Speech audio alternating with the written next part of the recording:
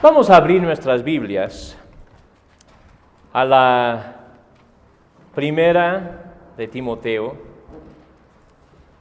Ya llevamos varias semanas en primera de Timoteo y hoy vamos a seguir nuestro estudio de este libro, ya empezando el capítulo 2. Y con el favor de Dios vamos a ver los primeros 8 versículos de este capítulo 2. El apóstol Pablo escribe a su amigo Timoteo, que está en la ciudad de Éfeso, pastoreando la congregación y en plan de establecer la iglesia firmemente en la ciudad de Éfeso. El apóstol ve a Timoteo como un soldado de nuestro Señor Jesucristo. Hemos hablado de esto en las 2 semanas pasadas. Hoy vamos a hablar acerca de la oración. La oración es una de las herramientas más importantes que el soldado de nuestro Señor Jesucristo tiene a su disposición. Una de las herramientas más importantes es la oración. Hoy vamos a hablar del llamado a la oración de versículos 1 a 8. Dice así: exhorto pues ante todo que se hagan plegarias, oraciones, peticiones y acciones de gracias por todos los hombres, por los reyes y por todos los que están en autoridad, para que podamos vivir una vida tranquila y sosegada, con toda piedad y dignidad. Porque esto es bueno y agradable delante de Dios, nuestro Salvador, el cual quiere que todos los hombres sean salvos y vengan al pleno conocimiento de la verdad.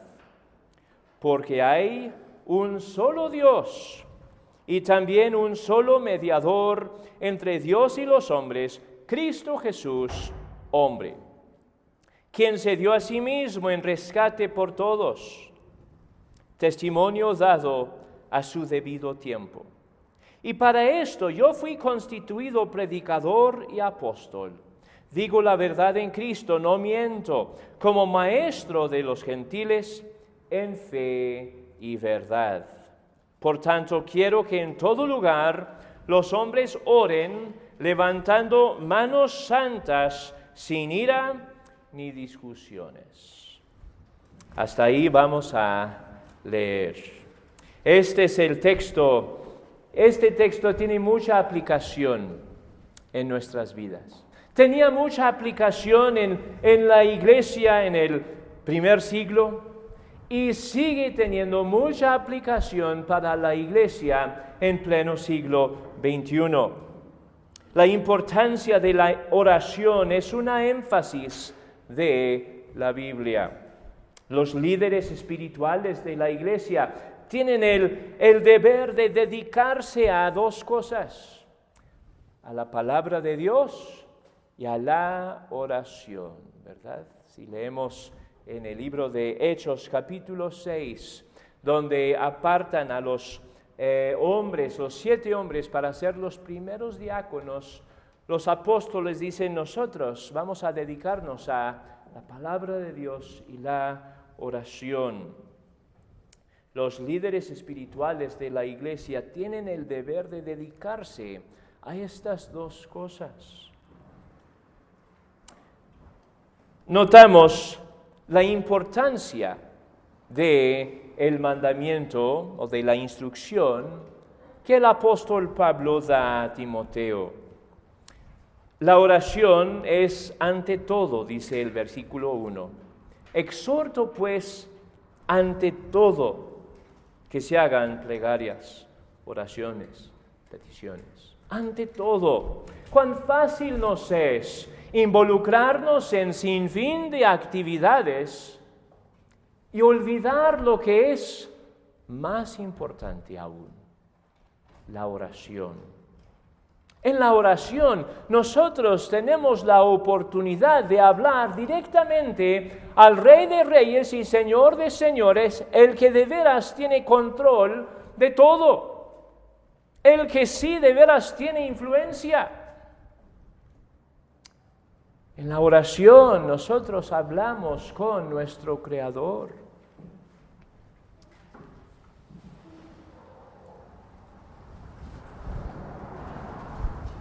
Antes de cualquier servicio a Dios, es la oración. Más importante que ayudar a otras personas. ¿Es importante ayudar a otras personas? Por supuesto que sí, claro que sí. Pero más importante aún es la oración. Más importante que predicar, pues predicar sin oración es inútil. Predicar sin la intervención del Espíritu de Dios es inútil. La oración es primordial. Entonces dice, exhorto ante todo que se hagan plegarias, oraciones, peticiones, acciones de gracias. Y vamos a hablar de estas palabras un poco, estas palabras que definen la oración. Plegarias, la humilde súplica. No estamos en posición de exigir nada de Dios. Nosotros presentamos nuestra petición a Dios con humildad. Él es el amo y nosotros los meros esclavos. Y Él desea escuchar de nosotros en oración. ¡Qué misericordia! Pero no estamos nosotros en ningún lugar para estar exigiendo cosas a Dios, sino nosotros pedimos humildemente. Y para muchísimas cosas, ¿verdad? Podemos orar a Dios sobre muchísimas cosas, pero siempre en actitud de petición y de humildad. Menciona la palabra oración, menciona la palabra peticiones y luego menciona la palabra acciones de gracias. Todavía en el versículo 1, y acciones de gracias por todos los hombres. La oración también implica adoración a Dios, agradecimiento a Él por todo lo que Él ha hecho. Pensamos en sus muchos beneficios y las muchas maneras en que hemos sido bendecidos por Dios. Y no nos queda más que agradecerle a Él.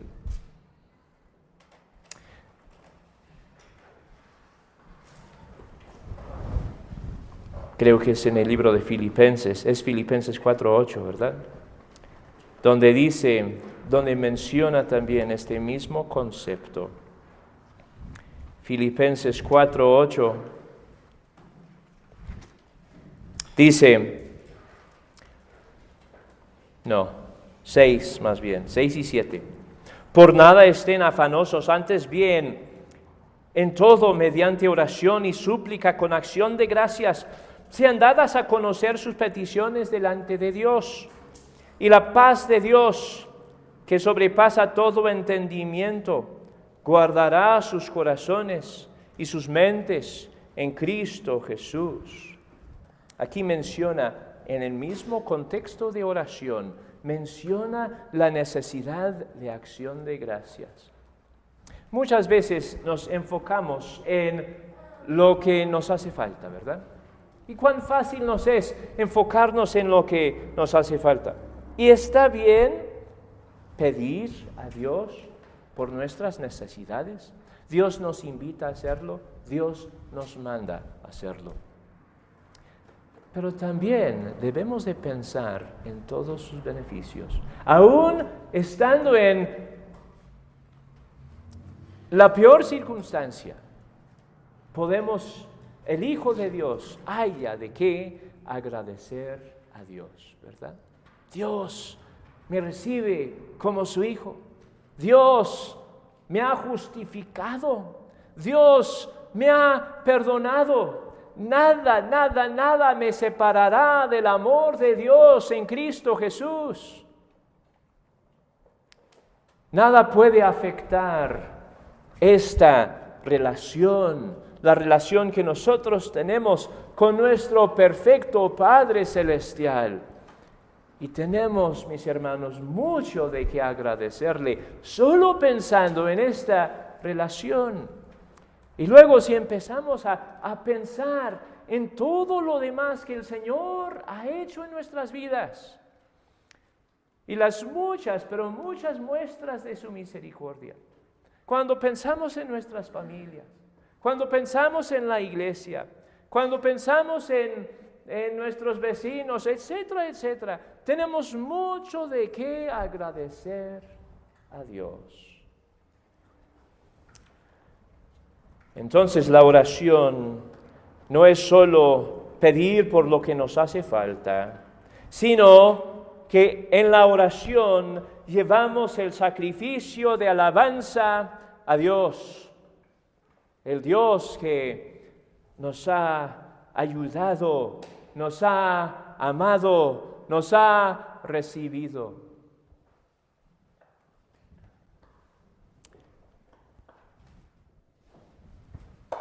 Menciona nuestro texto una necesidad de oración en particular. Oración por todos los hombres. Por todos los hombres. Y luego habla de las autoridades, ¿verdad? Por todos los hombres. Todos los hombres necesitan la ayuda de Dios. Y cuando nosotros vemos una persona necesitada, podemos orar por ellos. No tenemos que preguntarnos, ¿sería la voluntad de Dios orar por esta persona? No tenemos que hacer esta pregunta. Dios nos ha dado desde antes la respuesta a esta pregunta. Claro que sí es la voluntad de Dios orar por esta persona. Es legítimo orar por todos los hombres.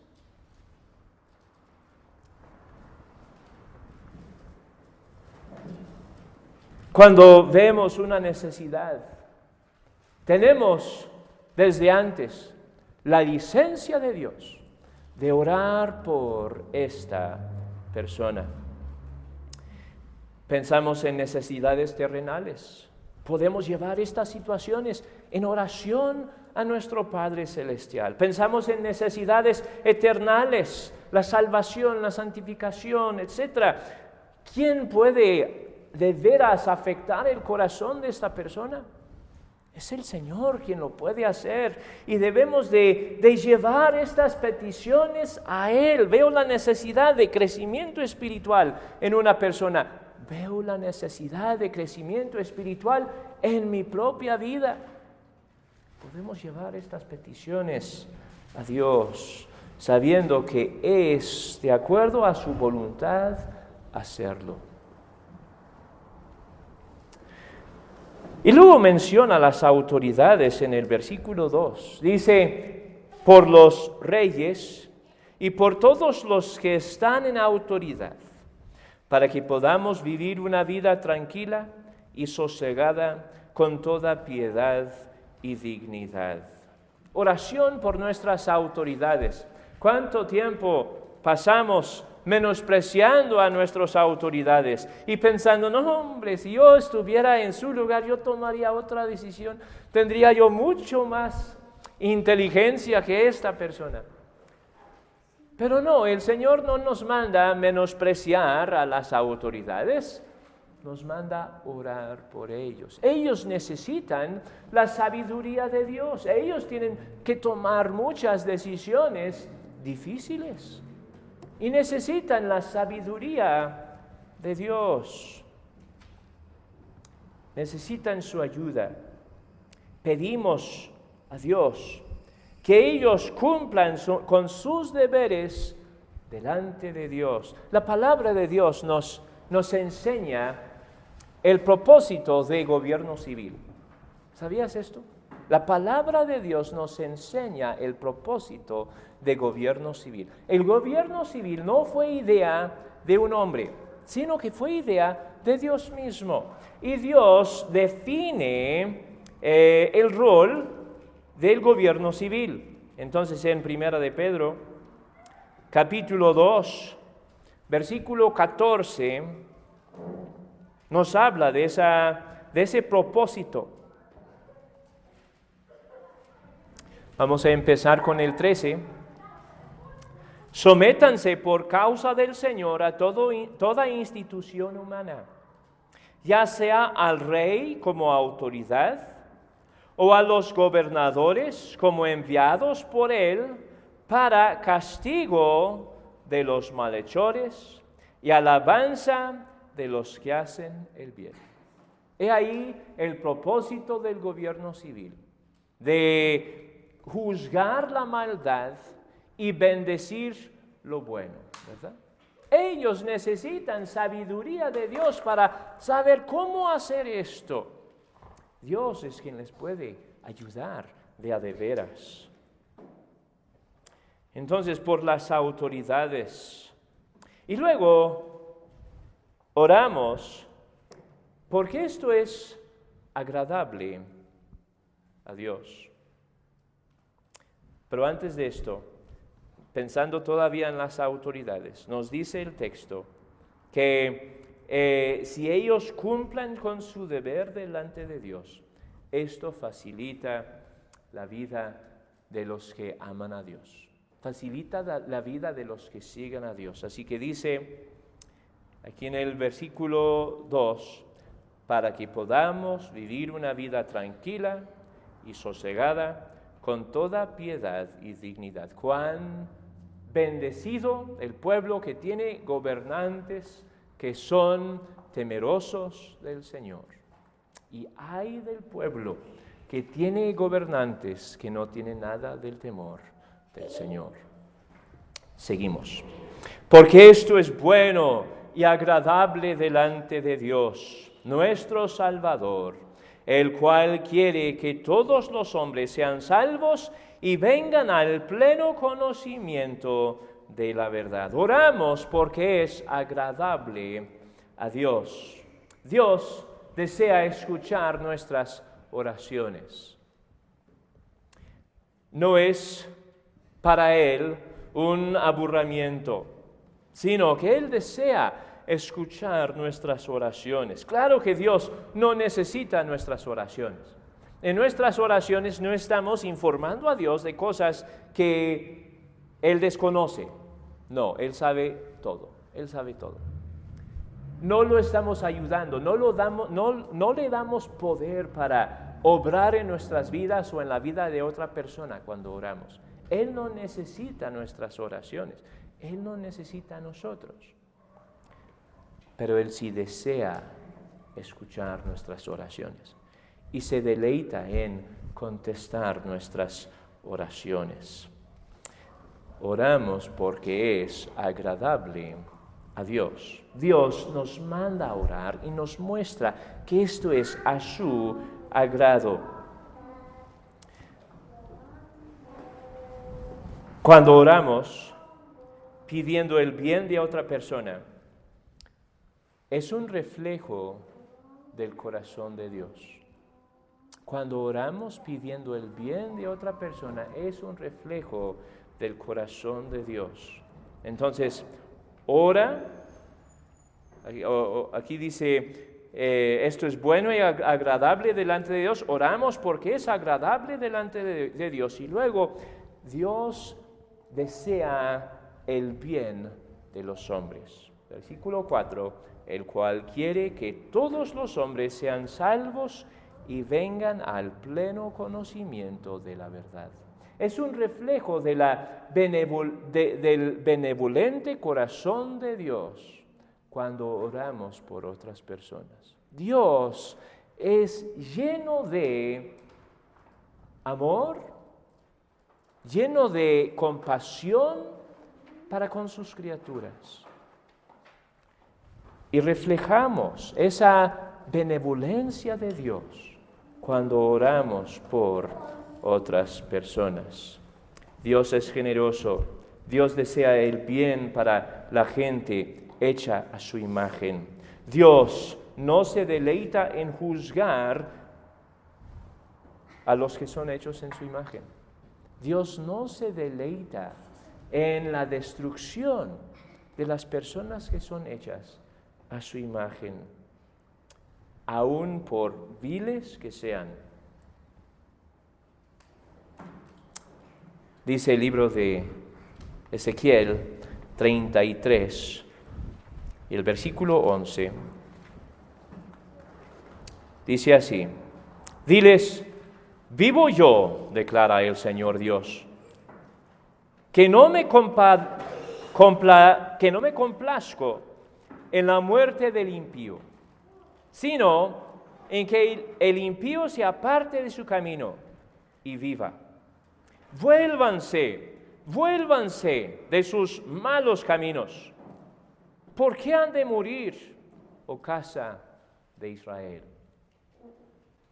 Dios es un Dios lleno de compasión y misericordia. Ahora, no estamos aquí para decir que Dios no juzga. Claro que Dios juzga. Claro que sí, claro que sí. Pero aquí el Señor declara el amor que Él tiene por la misericordia y la compasión. Entonces, cuando oramos por una persona, es un reflejo de la compasión que Dios tiene de la humanidad. Ahora, cuando oramos, no oramos solos, sino que tenemos un abogado que ora con nosotros, que nos ayuda, nuestro Señor Jesucristo.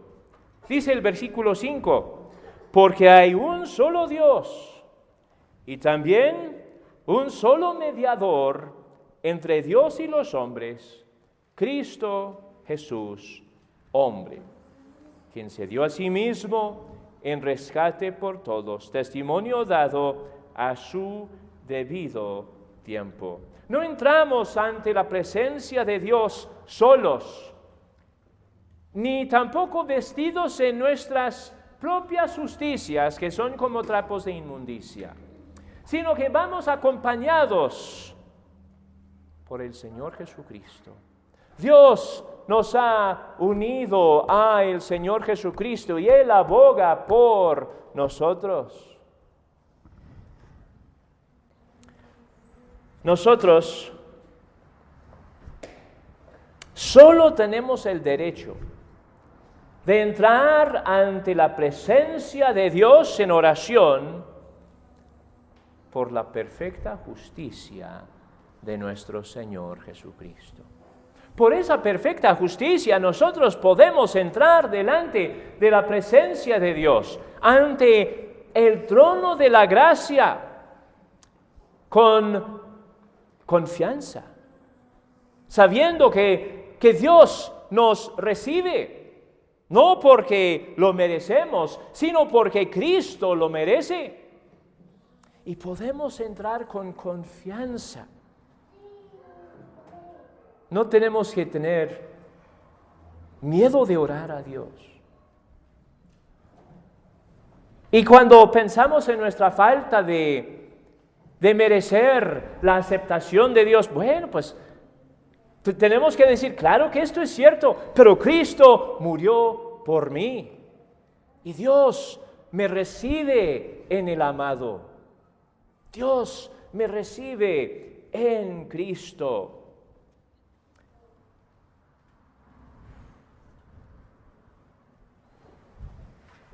Y este evangelio debe de avivar el corazón de oración en nosotros. Dios me acepta en Cristo Jesús. Dios me toma como su hijo adoptivo. por la obra de nuestro Señor, de mi Señor Jesucristo. La sangre de Cristo aboga por mí delante de Dios el Padre.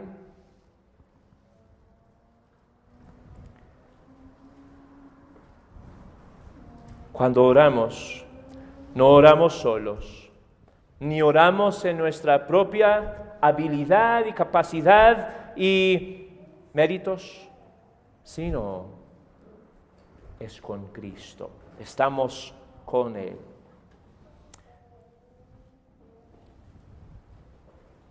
Hay un solo Dios y un solo mediador entre Dios y los hombres, Cristo Jesús, hombre,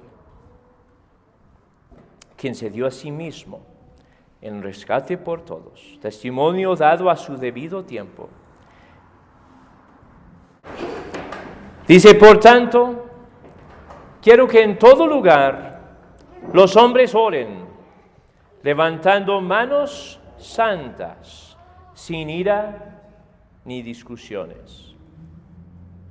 Cristo aboga por nosotros, Cristo nos representa perfectamente delante del Padre, entonces Dios nos manda orar.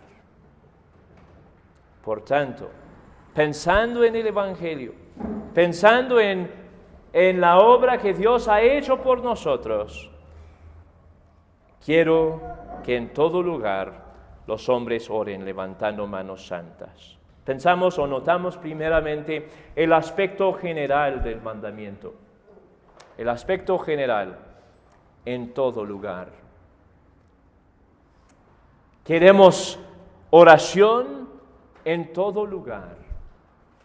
No estamos hablando meramente o solamente acerca de oración en una reunión cristiana, sino puede haber oración en la familia, debe de haber oración en secreto. No solo una u otra etnia son autorizadas por Dios a orar, sino que todos deben orar. No solo los hombres, no solo las mujeres, o no solo los niños pueden orar, sino en todo lugar, todos pueden orar al Señor. Este es el aspecto general de este mandamiento. Es lícito orar a Dios y es más, es mandado orar a Dios donde quiera. Y sin dejar de orar, como dijo el apóstol Pablo en otra carta, orad sin cesar. Entonces notamos el aspecto general en todo lugar.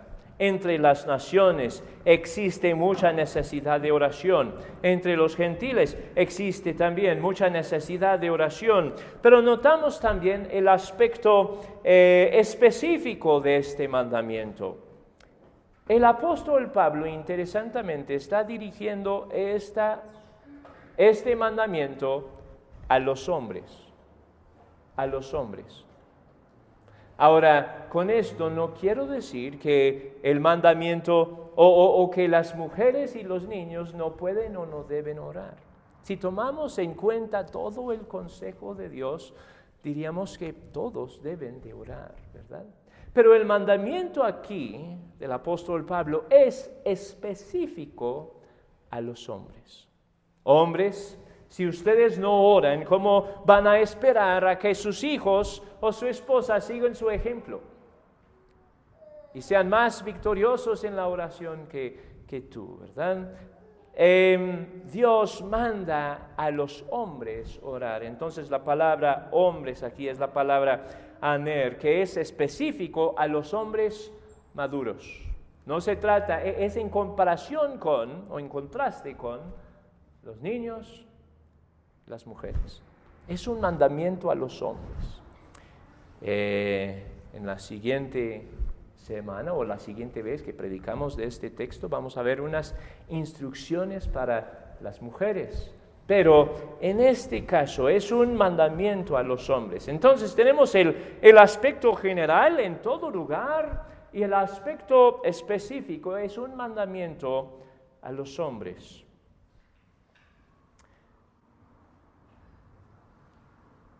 Parte de ser un hombre maduro del Señor, un hombre maduro en el Señor, es la oración. Eso es parte de madurez en Cristo para nosotros los varones. Que seamos fieles a este llamado de parte de nuestro Señor. Fieles en la oración en privado, fieles en la oración en nuestra familia, fieles en la oración en la congregación.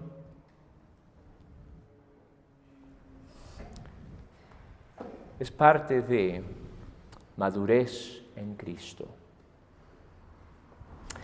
Y luego dice, levantando manos santas, sin ira ni discusiones. Levantando manos santas.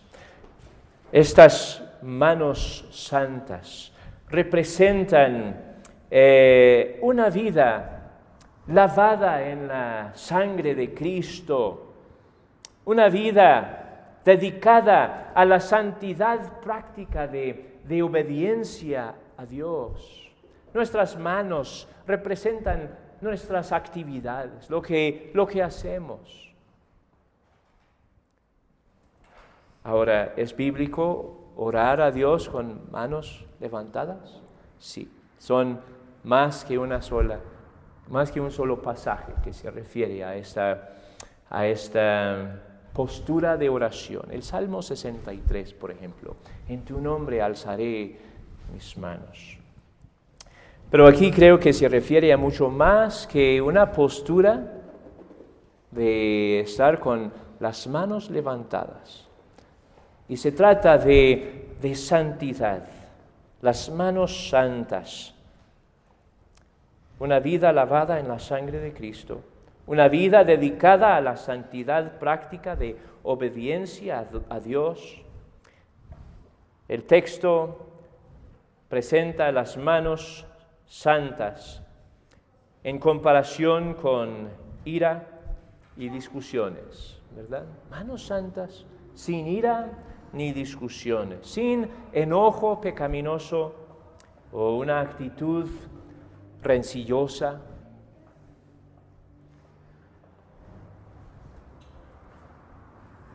El Señor merece nuestra adoración. El Señor desea escuchar nuestras oraciones.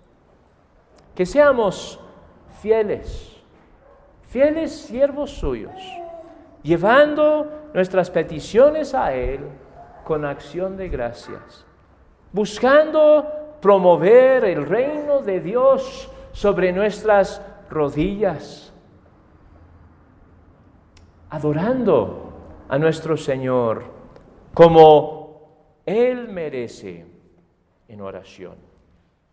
Entonces, en este texto hemos hablado de la necesidad de la oración, la importancia de la oración. Hemos hablado de unas palabras que describen la oración. Y hemos hablado de la necesidad de orar por todos los hombres y especialmente en este caso por las autoridades. Y oramos porque la oración es agradable a Dios. Y no oramos solo, sino que Cristo aboga por nosotros. Y podemos orar a Dios con confianza, sabiendo que Cristo ha comprado nuestra paz con Dios. Y Él ahí está abogando constantemente por nosotros. Oremos al Señor. Padre Celestial, gracias te damos, Señor, por este texto. Gracias te damos, Padre, por enviar a Cristo Jesús para redimirnos, para traernos a ti, Señor. El justo murió por nosotros los injustos para llevarnos a ti, Padre. Gracias te damos por esta dulce realidad. Gracias te damos también, Señor, por mandarnos llevar nuestras peticiones a ti, Señor. Sabemos, Señor, que nosotros somos muy insuficientes y que necesitamos tu ayuda. Y gracias te damos, Padre, por Cristo, quien aboga por nosotros. Glorifícate, te pedimos, en nuestras vidas. En el nombre de Cristo Jesús. Amén. Buscad primero